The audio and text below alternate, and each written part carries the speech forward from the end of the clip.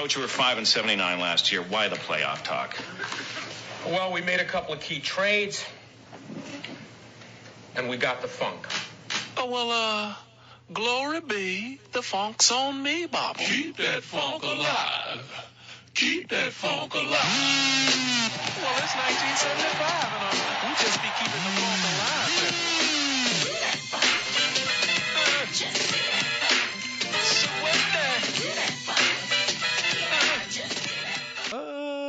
Aloha and hello out there, everybody. What's going on? This is Kevin Mahalik, and welcome to the August 27th edition of the Too Close to Call show here on Usula Media and Usula Radio.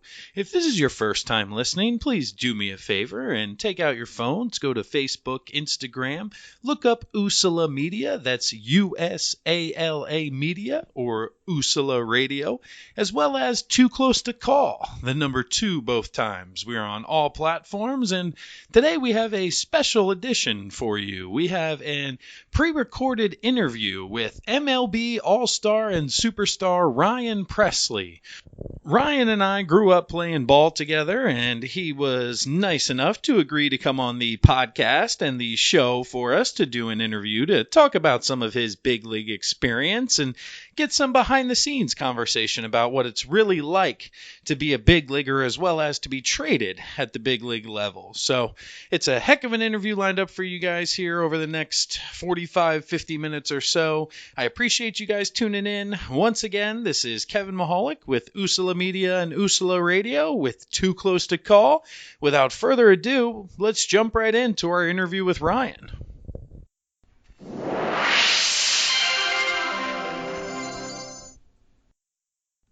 Welcome back, everybody. You're joining us here with an interview with my special guest, once again, the third and final edition that we have scheduled this year of interviews with a now all-star Major League pitcher, Mr. Ryan Pressly. Ryan, thanks for joining me again, man. I appreciate it. Thanks for having me. We're just actually finishing up watching the Cowboys here. Finished game 1 of the preseason, and lucky enough for you as a boys fan, take me through what you got this year, man. What are you thinking? Man, it's going to be a good year. It is, but this preseason game is tough to watch right now. It's like spring training, Everybody's kind of going and shaking off the rust a little bit, so it's just good that there's football on. Oh, man, right? I can't wait for it. The pads popping is like Christmas morning, that first training camp where they're like, we're hitting today, baby, let's go. Oh, it's the best. But what do you got for the regular season? You think it's Super Bowl or bust down in Dallas? What's the vibe down there? As a Philly-based pod, we don't get a lot of first-hand views from people who are in that market. Now, we have Cowboys fans, but they're not eating up the local press, the local intel. What's the vibes down there? You know what, man? That's okay. As an Eagles fan, I'd be pretty bitter too if I only had one ring. But okay. But yeah, how old are you? Yeah. But no, man. Down in Dallas right now, I think everybody's got a good vibes going on, except for Zeke. Zeke's holding out right now. I don't really know how the whole. You got to think they'll figure that out.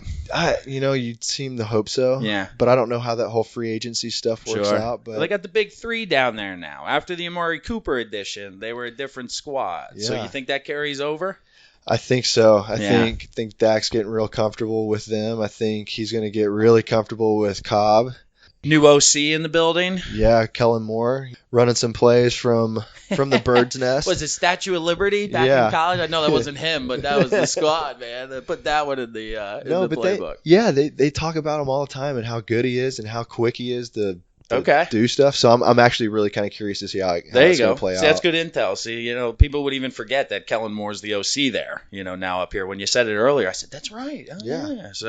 Very cool. But anyway, as we've wrapped up the last pod, we kind of worked through a little bit of minor league experience and got to your Rule 5 draft experience and the big break there with the Minnesota Twins. So now you're headed to your first spring training with the big league club. You never made Big League Spring. No. So this is your first ever. First one. Okay, interesting. Yeah.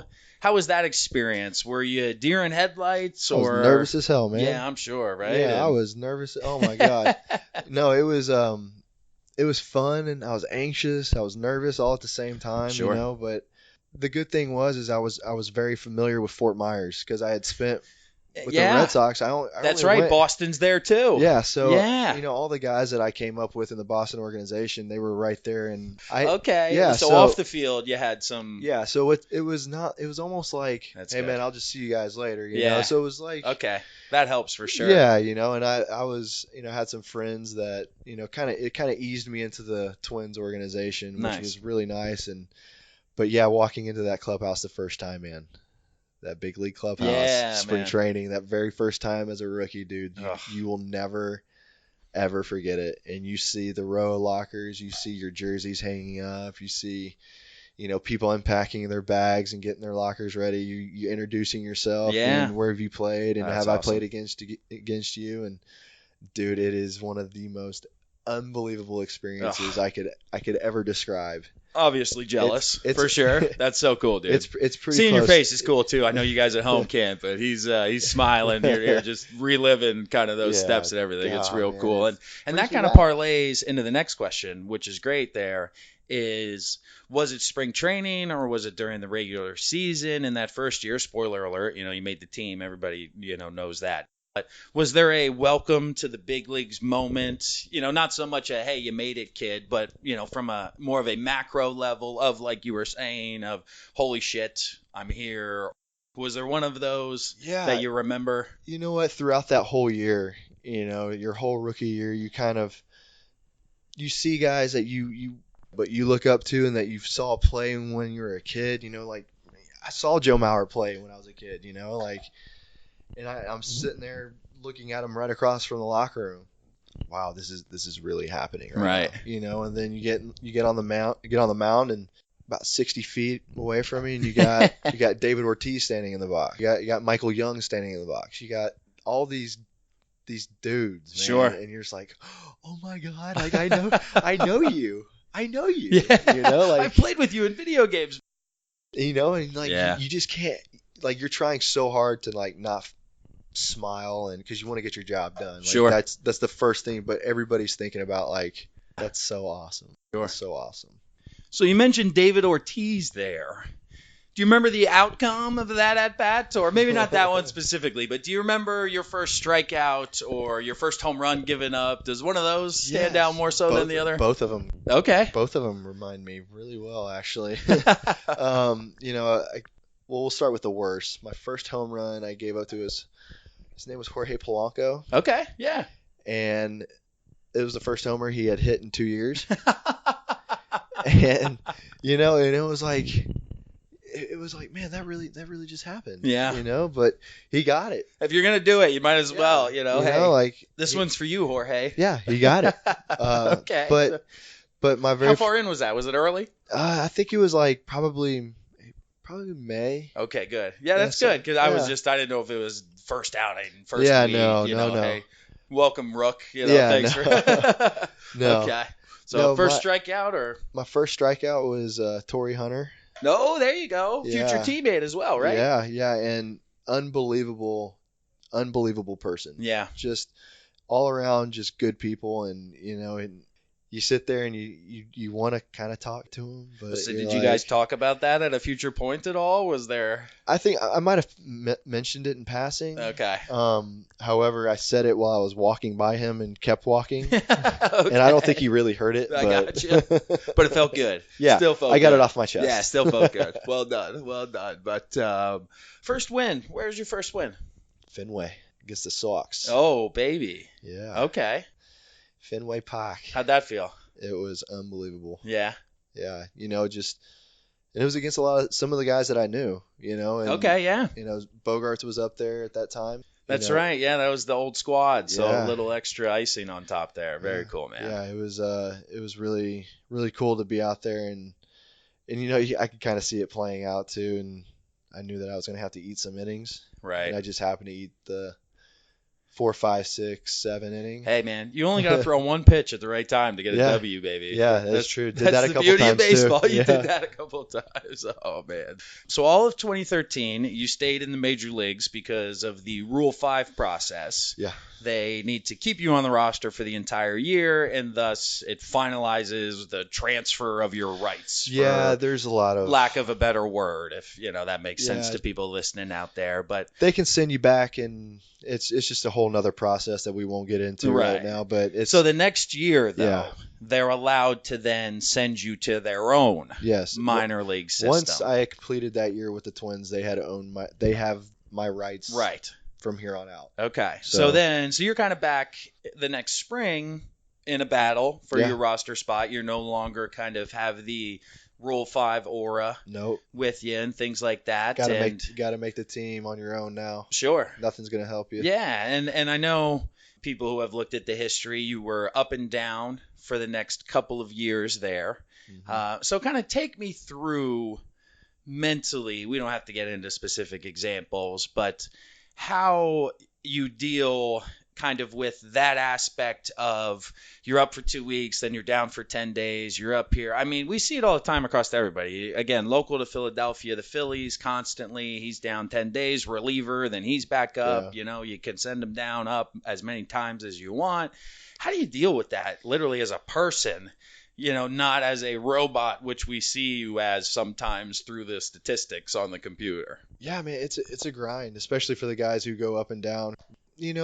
Luckily, 2014, I got called up one time, and that was it. Okay. I made it, I think, all the way up to July 24th or something, and I made it all the way up through the rest of the year. Okay, great. 2015, same thing, except I just tore my lat.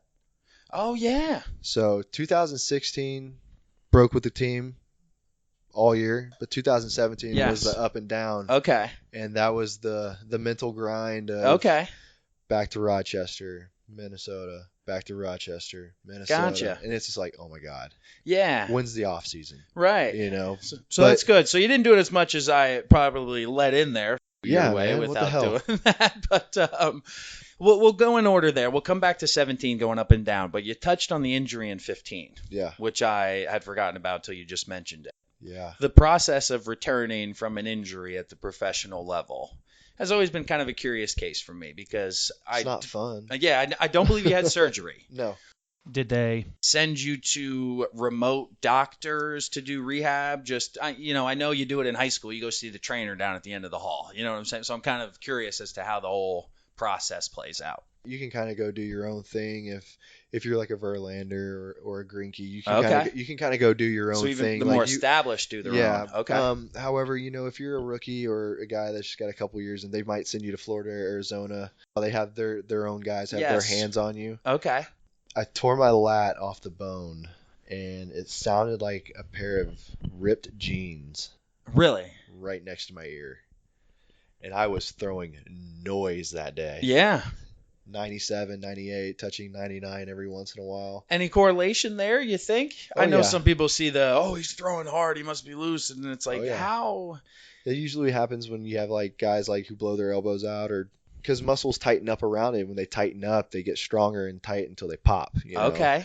So that makes sense. I was long tossing pretty much every day just because I wasn't getting a whole lot of innings at that point. Okay. So I was just kind of airing it out and doing my thing. Keeping it fresh. The one game where I aired it out that day, I got into the game and it did not go well. Really? Yeah, it popped. Okay. It ripped. It was nasty. Interesting. So coming off the injury the next spring, were you limited at all heading into the spring? Did they have you on a program of some sorts? Because you had mentioned you were still kind of in a battle for a roster spot there. So how did that weigh on you mentally coming off an injury? Was there any hesitation to letting it rip again? It was probably the very first time I threw in the off season. That was when I was the most. Okay. When I got out to 90 feet, I wasn't as worried, Okay. But once I got out to 120 feet where, you have to get some extension, you have to let it go.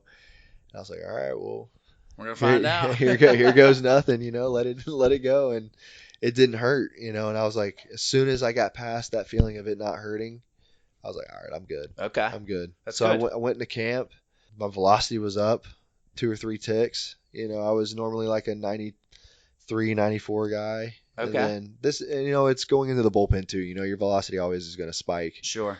So. Yeah, I don't want to dive into it too deep, but you brought it up with a little bit of increase in velocity. Obviously, people in the advanced metrics, sabermetric world see that and kind of, what the hell happened? How did it, he's 27, 28 already. This should be a thing. So, people say, or if you hurt an elbow, you got to increase your core strength because, it all comes to the elbow type of thing. Do you think it have to do with overall strength of not only just the shoulder, but surrounding muscles, flexibility, all of that? You come off of Tommy John and you throw harder. Well, it's because everything around it, not just the arm, is stronger. Yeah, you're not just working out that one spot that got hurt. Right. You're working the muscles around it. You build up strength around that thing so you don't ever have to go through it again. But on top of that, you are also having your body recover better. You're building up strength by working out, and you're not putting your body through the grind of going out there and playing 9 innings plus every single day. So when you get hurt, you rehab that muscle, but you're also doing other things as well. Sure. Yeah, no, that's great because a lot of people, that's what they kind of see. They go, how's he coming off an injury better? And not to mention that I went from doing it on July 4th. That was the last time I threw, and the first time I was off the mound was in a big league game was in April. Yeah. Had some days off. There you go. You were good to go. So, all right. So then back to 17 and the Rochester to Minneapolis to Rochester to Minneapolis, the beauty of Central America that you saw from 30,000 feet constantly there. The one story that I'll tell quickly for the listeners, but Ryan was actually in AAA with Rochester, and they were in Lehigh Valley facing the Iron Pigs, the AAA team for the Phillies. And I got a call at maybe 11:30, 12 o'clock. It was close to midnight. Yeah. Because we were going to get together the next day. I think it might have been a little bit later than that. A little after midnight? Yeah. Okay. And we were supposed to get together, and you say, hey, what are you doing tomorrow morning? I was like, nothing. It just happened to be a weekend, thankfully. I believe, it was Saturday or Sunday. And I got a flight out of Philly at 8 a.m. Can you give me a lift to the airport? Hey, man, it was going to be an expensive Uber ride, right? It was going to be around like $140-something. Dude, I was there. I was willing. I was just like, I thought I was going to watch you pitch. What are you talking about? And at midnight, somebody calls and says, we need you in Kansas City. So take me through a little bit of just kind of that whole process of how literally it's midnight, you're thinking you're playing in Lehigh Valley, and then all of a sudden, oh, wait a minute, you got to get to Kansas City. And I'm sure that's not the only time. That's probably more often than not when you're up and down, because your ass is on a plane. Like, you're going. Yeah, you're usually gone in the next couple hours. You're excited. Your adrenaline kicks over because you're so excited to go back to the big leagues. Okay, it makes sense. However, at the same time, you are absolutely exhausted. I mean, you are wiped out. And it is because let's say you just got done with playing 9 innings that night. Then you had a 7-hour bus ride, 12-hour bus ride all through the night. And then you got to go play a game that night, do it over again the next day. Yeah, so how do you prep to face big league hitters with that going? Is it just kind of like a blackout adrenaline kicks in type of thing, or because you're flying? And I think you even pitched in the game. Yeah. If I'm remembering, and gave up a homer. So it's a great story. Okay. Land in Kansas City, driving to the stadium. Guy that picks me up, and I'm like, I'm not going to do this anymore. I'm not going to keep going back to AAA. Having a mental kind of self moment. There's no more messing around. Sure. You need to get this done.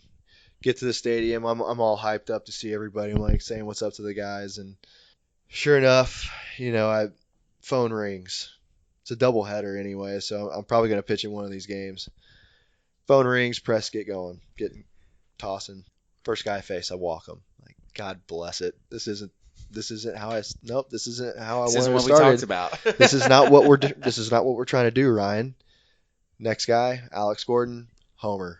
Oh God. So I am heated. Yeah. Absolutely heated. I get out of the inning, I go back out for the next inning, do fine. I think I actually strike out the side or something like that, which was excellent. Kind of confidence builder a little bit right there. That's better. But the only thing I could think about was giving up that home run. And that's the only reason why I had been sent down is because it was homer after homer. Trouble with the after long homer. I couldn't keep the ball in the park. So I just walked down to the tunnel. I'm heading to the clubhouse. And I'm just so pissed off because I know that I'm probably going to get sent back down right after this. I take off my clothes, take my glove, take my cleats, take my hat, walk over to the trash can, and rest them into that little barrel of trash, and looked at the trainer. I said, I don't care what you have to do, but you better get my 2016 pants, jersey, and hat here by the end of the day, or by the end of the second game. I don't care what you have to. If you have to have somebody personally fly it here. What? Somehow he had them there, dude. It was unbelievable. So you went back. I'm going back to what worked.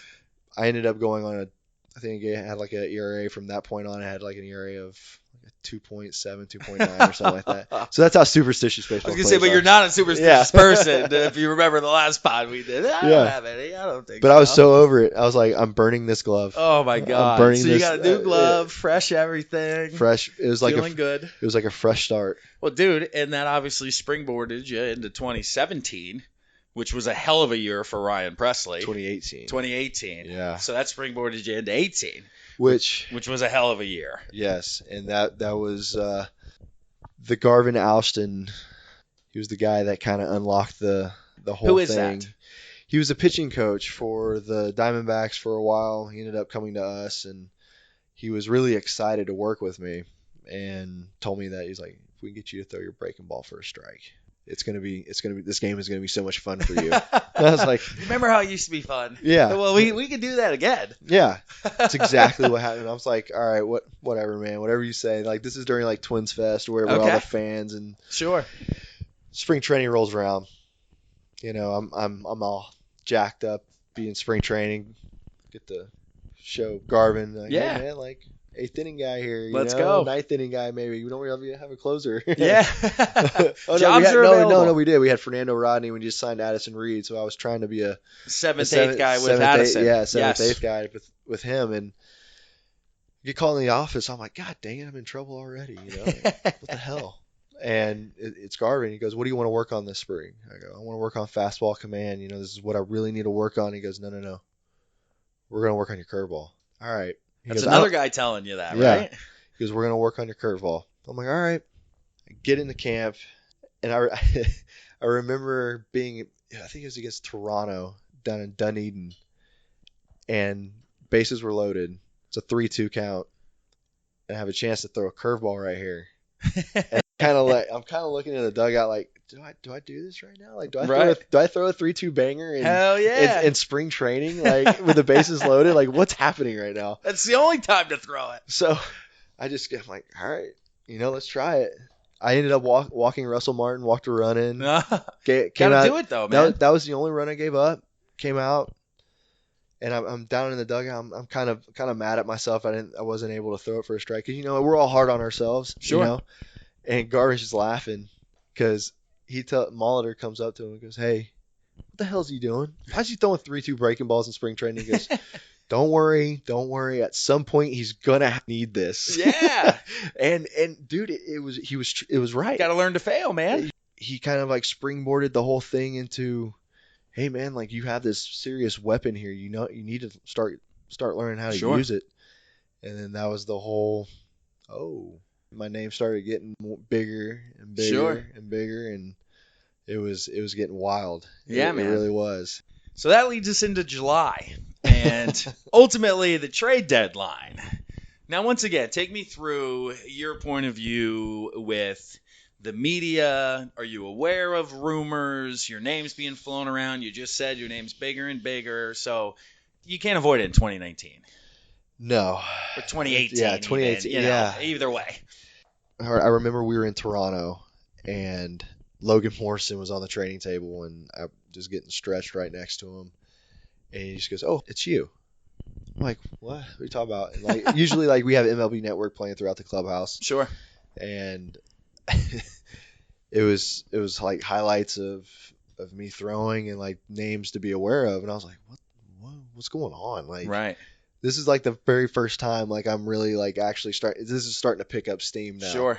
So I text my agent. I'm like, hey man, like I just popped up on MLB Network. Like, is there something I need to What's going on do I here, need to man? look? Do I need to look for some stuff? He goes, well, I'd be lying to you if you say you weren't drawing some serious interest in damn near half. So he gave you a little bit of honesty there. Yeah. And, So okay. and then we ended up finishing the series with Toronto. We go into Boston. My agent calls me. He's like, hey, I'm gonna be in Boston. I'm like, finally, like I can actually talk to you. We can figure out what We the should hell. probably do dinner while you're here. We need to figure out what the hell's going on. So we have dinner that night, and Catherine's there, and we're all having a good time. And I was like, all right, Scott, like, tell me, what have you heard? And he goes, man, I just hear your name is circulating.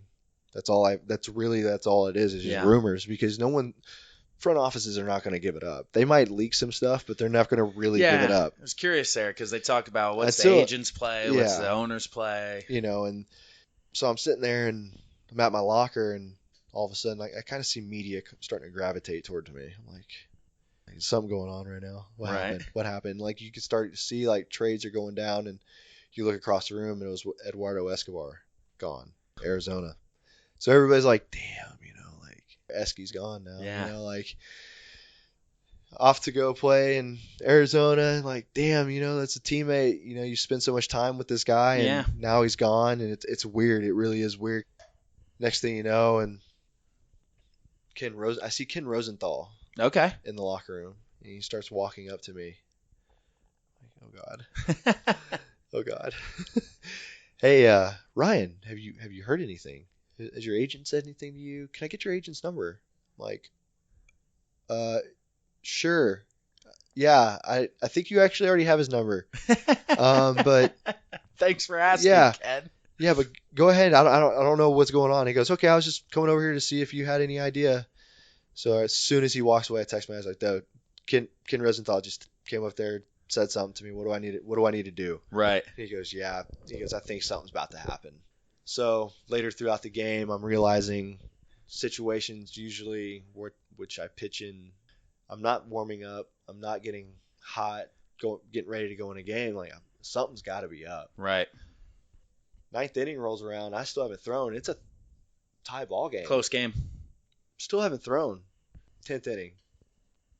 Still haven't thrown. I look over to my bullpen catcher, Ben Richardson, and he just looks at me. He just starts shaking his head. He goes, I mean, I'm gonna be the first one to tell you.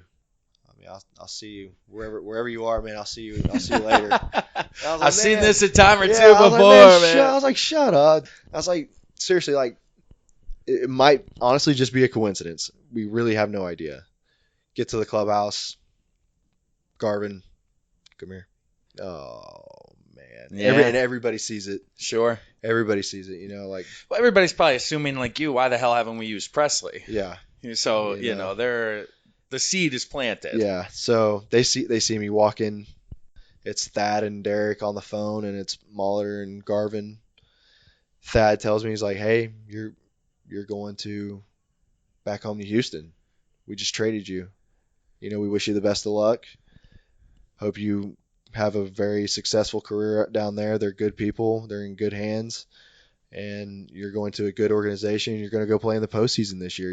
Enjoy it. I was like, all right, man. Like, I really appreciate what you guys did, and thank you. That's really all I can do. And, I'm just like, I gotta go. What do I do now? How long before that meeting when it went viral? How long after that meeting? Yeah, like how long in real time, before I find out to where the masses know? Because some people find out through Twitter that things happen. And I think right when I came out of his office, because media knew. Okay. Media was already in there. So no lag time there, just because of how the circumstances. Actually, you know what? I think media wasn't in there. I think they just came in right after I got done saying my goodbyes to everybody. I was saying somebody's packing your stuff up at that point. They're all packing my stuff up, and media swarms me, obviously, and they're asking me how I feel. And God, man, it was tough, dude. Like, that was a tough team to leave, because they were a bunch of good guys. Like, there's not a bad dude on that team, and man, I teared up, and it was tough saying goodbye to Joe and Dozier and people don't think that, right? No, when they like, see or hear it. You spend more time with these guys than you do your actual family. So when you build a relationship with these people on and off the field, and then within a split second of a game, hey, you get taken out of a game. Like, guys have been taken out of the game because they've been traded, and you saw. You get pinch hit for, Yeah. It's like, what's going on? And it's emotional, man, because not only are you worrying about, like, your new teammates and where you're going and are they going to be accepting? How am I going to fit in? How am I going to roll with this new team? You have to worry about the off-field shit too. Yeah. That's what I wanted to get into, kind of the logistics of you getting to Houston. And because it happened overnight, as you just described it, post-game, 10th inning game. So we're talking midnight, 12:31 in the morning. So your casual human like myself's rolling over at 7, checking, the newspaper in the morning or their phones going, oh, man. This happened. And I think we actually talked on the phone then because I called you just after seeing it. And by chance, you picked up the phone. And, I'm already at the airport. And I go, what? I'm filling out my coffee, man. So take me through that next 12, 24, 36 hours there and the roller coaster I'm sure you locked into. It was exciting. Like I said, I was anxious. It was so like I said earlier, it was like the very first time of walking into – your first big league spring training, like first day at school again. Yeah, but it was also nerve wracking at the same time. It was like, what if I do bad?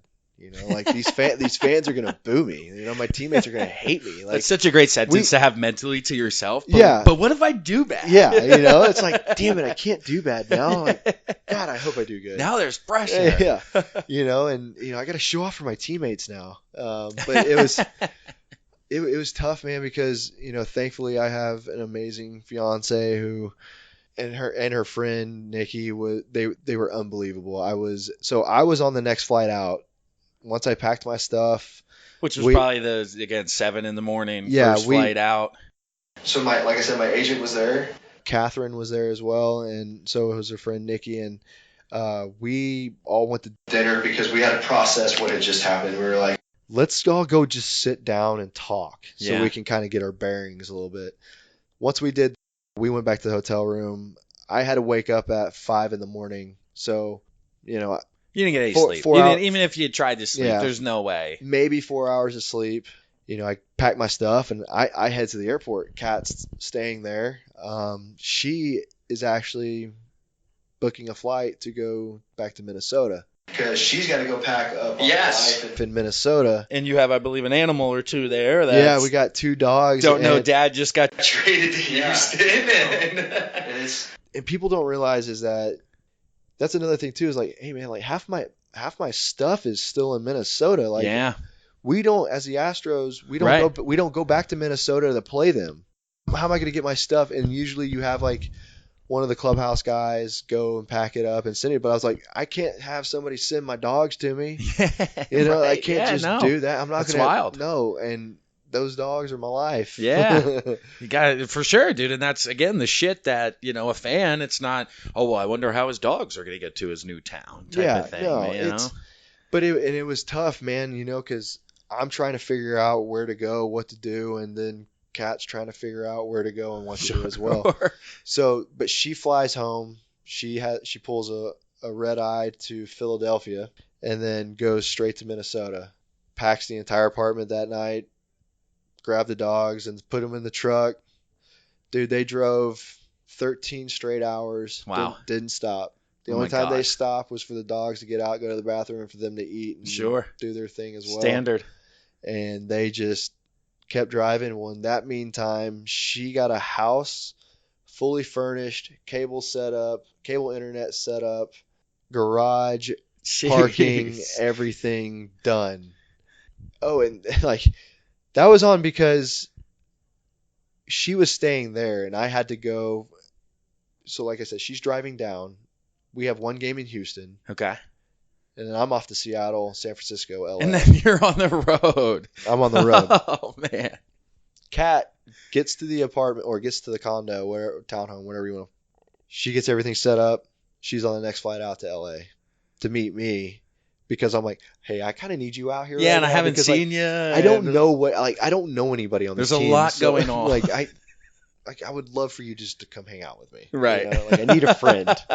That's wild, man. Even just saying that, you know what I'm saying? It's like the grown man, athlete, it's like there's just so much shit going on. I need a friendly face. Yeah, like to have a conversation with. I need some I'm not hanging out with any of these guys yet. You know, like I don't know them on that level. Sure. You know, so. Everything ended up working out, though. Oh, yeah. I mean, obviously, both on the field and off the field. But you got to ease your way into it. You know, you can't just come into a team and hop into a conversation that you don't really know these guys. You know, Sure. So you just kind of sit back and pick your time, say some stuff. Yeah, you know? and then sooner or later, if you get a couple outs, you can say a little bit more, and if you get a couple more outs, you can say a little bit more. Yeah. That's how it works. But obviously, they traded for you because they had a quality team, playoff World Series aspirations, coming off a World Series title, I believe, if not the year before, two before. So looking at you to help contribute there, and eventually end up making the postseason. So take me through that experience. Obviously, again, you were on the bus in Rochester. Now you're throwing in the playoffs, man, and not even 24 months later. So, how was that experience? God, it was quite an experience, man. It was unbelievable. The atmosphere was. Did you throw it home in front of the home crowd? I know I saw you on the road. My first postseason game was at home at Minute Maid, and it was electric. Yeah. It was so awesome, dude. How was controlling that energy into still performing? Well, the first pitch wasn't so good. We're gonna skip past that. That's fine. We're gonna get past that first pitch. Not a problem. We can roll. I mean, I only threw it 45 feet into the grass, and I was like, oh my God, like, please don't do this now. Ryan, you remember when I said we can't do bad? This is one of those times. Yeah, like, this is definitely not one of those times that we need to start doing this. So take a deep breath, just kind of like soak it all in, and just look around and be like, you know what, just enjoy the moment, man. Sure. Like, were you able to soak it in that moment, kind of understand? Because sometimes people can be so focused in just my job, they don't do a lap around the mound and just kind of be like, man, there's 50,000 people here going wild. And it's tough too, because you don't want to do too much. You don't want to take the adrenaline. Yeah, there's that balance. That crowd will pump you up so much to where you think that you can do something, and you're like, hey man, just stay within yourself. Yeah, You don't want to do too much, but. Yeah, I took a second to kind of soak it all in, man, because you know what? I've worked my ass off to get to this point. Yeah. So I'm going to soak this in for a second. Sure. I'm going to enjoy 50,000 people screaming while I'm pitching in a 3-1 game or whatever the score was. Ugh. And yeah, I'm going to take a second.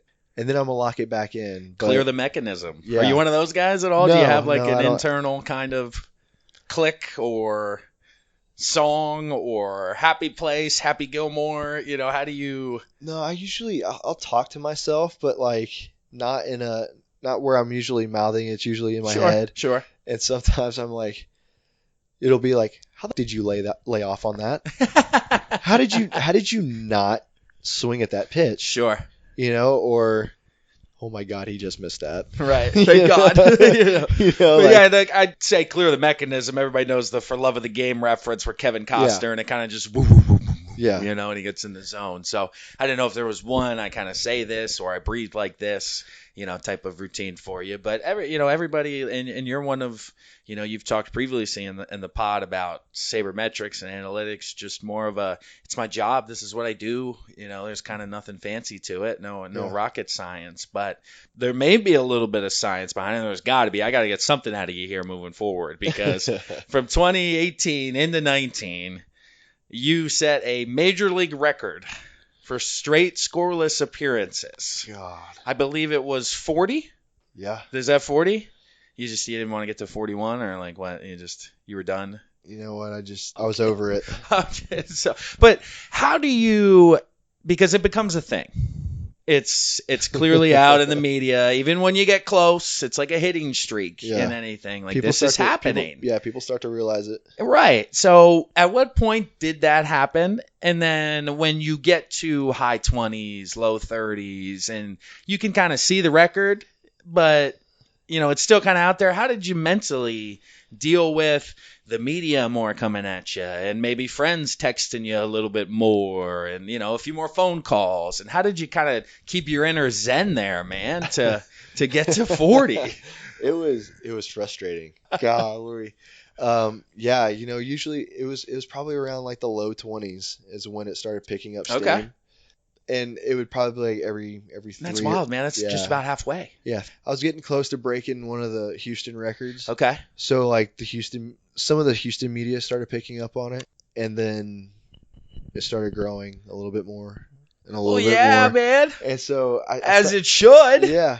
But media didn't really actually talk to me about it. Okay. And I kind of appreciate them on that aspect of it, but it was kind of weird because my teammates were starting to act a little funny. And it was, I remember in particular, and I don't know if he meant to do it at the time, but like when he did it, it kind of clicked. Okay. I'm like, did he really just do that because of this whole thing? What happened?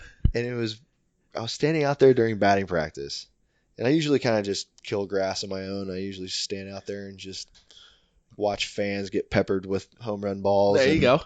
And JV's walking up to me. I'm like, okay, cool. Like JV's gonna come over and talk baseball with me. All right, sure. This is awesome. And then he looks at me. He goes, "Hey, do you know?" And just walked off. I'm like, what the? Yeah. Like, where are you going, man? Like, and he didn't say anything. He just kept going. I'm like, did he not want to talk to me because I got this freaking scoreless streak going on? Is that why everybody's freaking over there and over there? Is that why I have no friends all of a sudden? No wonder nobody's talking to me in the bullpen right now. Like, this is so very no-hitter-ish. Yeah, it was but not in a way like guys would say stuff to me. I'm not saying that they would stay away from me all day, but at certain times during the day, you would kind of notice I'm in the bullpen, like nobody's talking right now. Nobody's hanging out. Everybody's really locked in right now. Sure. And rightfully so. We had some really big games earlier in the season. Cleveland, New York, Boston, right off the bat. Chicago, right off the bat. Absolutely. So it was. Yeah, the streak was not anything to sneeze at, man. Names, teams, locations, hell, 40 games over 2 years. You covered a little bit of everything throughout that appearance streak. And then that's where, again, just kind of humanizing the whole thing of, he's at 36 on Twitter, he's at 37. And I'm like, I wonder how he's doing at lunch today. Because again, you're stressed online. Out. Yeah. So that's where I'm like, you don't have any hair, or I'd say it added a few grays up there, but I'm sure Catherine was a great sounding board of. Yeah. She's, like I said, man, she's awesome because she's a half full kind of person. There you go. She's so good. She makes me laugh all the time about, she's like, well, you just, I don't know what you want me to do, Ryan. I'm like, well, tell me something good, tell me to do something, but that's awesome. She's great with, listening to just listening to, sure. Because sometimes I just want to vent, and because we get it from the, fans will boo us, and, people will, talk a lot of shit to us. And sometimes like, we just are like, you know what, like, I just need to talk to you. Just don't really listen to what I say, but just kind of like nod your head and smile. Right. Not in a mean way, just because I'm just venting right now. That's what I mean. You just need somebody to listen, man. And that's where like a friendly face just is key. And she's the best at it, man. So she's really starting to pick up on the baseball aspect of it too. Go. And when this streak was going on, I just looked at her during lunch one day, and it was around the 37, 38. Okay. Every day I was starting to wake up, and like I was just anxious. Yeah. Just so anxious, because I knew like as soon as like I had to start moving around, like you start to think about it. You try. That's what I'm saying. You have to think about it. You have to. And you're just like, I don't think anybody's gonna make a big deal out of it, because I'm not gonna make a big deal out of it. But at the same time, it is a big deal. Yeah. So. Like I said, were you relieved when it ended? You were going. No, that's what I was just about to say. Okay. I was like, when Jackie Brown, and that's another thing too, man. It couldn't happen. Like, another great human being, just Jackie Bradley. I mean, he clipped me. Yeah, and he got every bit of it. And he got me. Okay. Tip my hat to him. But I remember waking up the next day and having lunch with her. I'm so glad that's over with. I am so glad. Can get back to being me, right? I was so tense. I was so like bound up, man. Like, sure. You try to keep a streak going. You want to keep a streak going. Yeah. Like, but at the same time, you're like, that anxiety builds up a little bit, you know. Sure. It'll wear on you a little bit. No, that's great, man. I appreciate the insight there. That was awesome, man. We'll get you out of here after this one. This will be the last one, and it would, I have to do my due diligence with the matter of time we're talking. You just came off the injury list. We had a little bit of a knee issue, shin issue. I don't know what the hell it was. I know you got hit with a line drive, and it messed something up down there. So how we feeling? Feeling good. Feeling good. Just good. I know you had one rehab appearance that went well. Yeah, down in Frisco. Got to experience the Frisco Rough Rider Stadium. For Welcome back, Double A, man. Been a year, huh? Well, it was funny. I made my first start, and it only took me about 11, 12 years to make my first start in Double A. But I finally got it. You did it. Oh man, so good. You're feeling good because I know people on the injured list, and even my friends asking, "Are you going to see him? Is he going to be there?" I think so. I don't know. So, but we have. Yeah, absolutely. So you got 2 months coming down the stretch here. How's everybody doing? How's the squad? You guys are up by 10, 11, 12 games, depending on when you're listening to this. Squad's doing well. Yeah. The squad put up 23 tonight. There you go. So how many of the 25 hits did you get tonight? Because it seemed like everybody wearing an Astros jersey got one. My God. No disrespect to Baltimore, but it's a scary lineup, man. It is, man. And I feel so bad for some of the guys that run out there and face our lineup because if you're having a really good year, it's about to get ruined. It's about to get ruined. And you look up, man, and our freaking 7 holes hitting 300. And he's the hottest hitter in baseball right now. It's wild.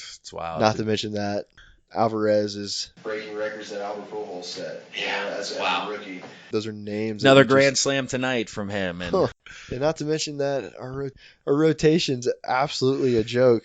Yeah. So hey, quick 10 seconds as we get you out. Zach Greinke. Yeah. Good guy, seems to be, because, the media, he's a little quirky, he's a little out there. Seems to be adapting well. Awesome. He's looks like he's enjoying his time here. So there you go. So that's good. There you go. So anyway, man, thanks for joining us. Appreciate it as always. Best of luck coming up this year. Congrats again. So we'll be following, obviously, as we come down the stretch here. Maybe I'll bother you one more time via phone once you get a little bit closer to September. And, hell, I'm sure we'll be talking Eagles, Cowboys even before then if it's not baseball. So yeah, we'll probably be yelling at each other about that. That's it. So I know we'll have a cheesesteak or two on the line in that game. So. There we go. But thanks, man. I appreciate it as always. Yeah, no problem, man.